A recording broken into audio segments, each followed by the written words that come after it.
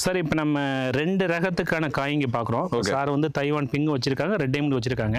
இப்போ தைவான் பிங்க்லேருந்து ஒரு காய் நம்ம பறிச்சிருக்கோம், ரெட் டைமண்டும் பறிச்சிருக்கோம். தைவான் பிங்க்லேயும் சைஸ்லாம் உள்ள வரும். இப்போ கிட்டத்தட்ட 6-7 வருஷத்துக்கு மேலே ஆயிடுச்சு. அதனால் கொஞ்சம் சைஸ்லாம் குறைய ஆரம்பிச்சிருக்கு. இப்போ மெயினாக நம்ம சொல்ல வர்றது 2 பழத்தையும் கட் பண்ணி பார்ப்போம்.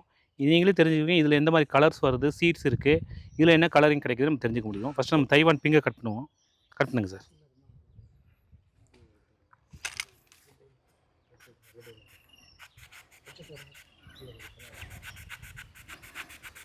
கொஞ்சம் விதைகள் இருக்கனால சிரமம் இருக்கு. ஓகே.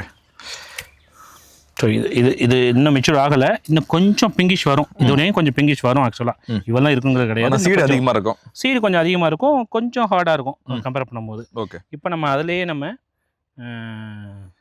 ரெட் டைமண்டை கட் பண்ணலாம் சார். ஓகே, இப்போ ரெட் டைமண்ட் வச்சுருக்கீங்க. ஆமாம் சார். ஸோ அதையும் பார்த்துருவோம்.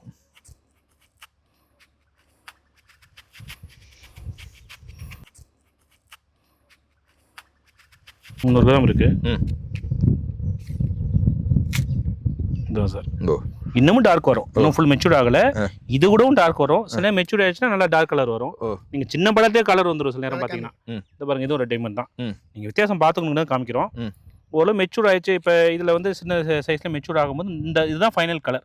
இந்த கலர் நம்ம அச்சீவ் பண்ண முடியும்.